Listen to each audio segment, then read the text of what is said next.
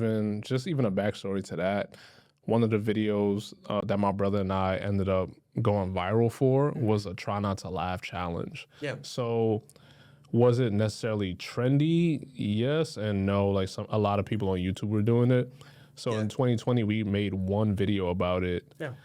Someone took a clip from that video and put it on TikTok, and it blew up Mm. on TikTok. So we Yeah. started doing more on TikTok. And then our Mhm. YouTube and our TikTok started blowing up at the same time in Oh, that's great. 2021. Yeah.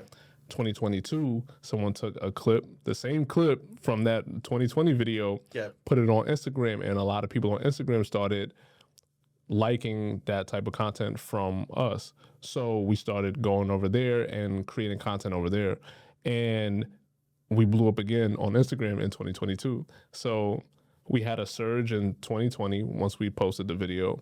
2020 on YouTube. In 2021, we blew up on TikTok, and it resulted in our YouTube and TikTok blowing up at the same time.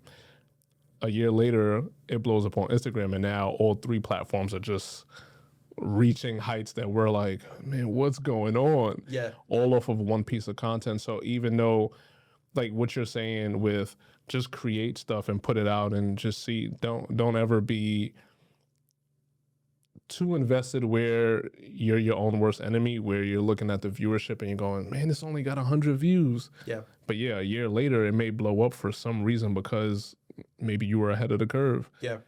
or maybe something else clicked for somebody and they used it in the right way. Like you just never know. Yeah. So that's sound advice. Yeah. I'm not sure if you noticed too, but like Instagram was like one of the last platforms to like blow up. And I think it's funny because of how like the algorithm is working where like you don't see in chronological order like the content going live. It's like you will see it maybe like 8 months later Yeah. after it goes live. And No, then for you real. wonder like why the discrepancy in terms of like the virality of like compared to like a YouTube or like a TikTok. TikTok. Yeah. Yeah, for sure. What do you think is an important value that a strategist provides to the creative process? I think in terms of that process, I think it's like steering them in the right direction or making sure that they don't go like off course in terms of like what like the ultimate like goal of like the brand of like what we're being on asked to do is.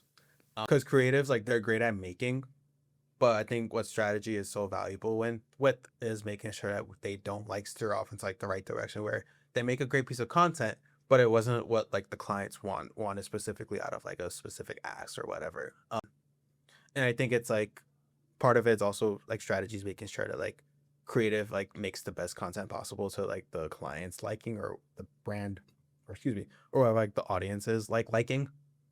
And I feel like that's like something that I think the why like a really great relationship between like your creator and like the strategy person that you're working with is really valuable so that like the creator doesn't like spend like waste all day making on a piece of content and the piece of content doesn't really like do well or not do well but like it wasn't like what the ask like was for so they wasted all this time doing this and Mhm. making but strategists making sure like I think honestly that like creators are like in the right direction so that their ideas don't get like disregarded or like concepts are not like deleted or anything like that. But just like again, like making sure they're like in the right direction for like what they need to make in order to like meet the clients happy. Also to know like what it will, how the content will do well and making sure that it's like the best as possible so that it could go viral. Because at the end of the day, that's what we're all trying to do, like just go viral and get as many views as possible.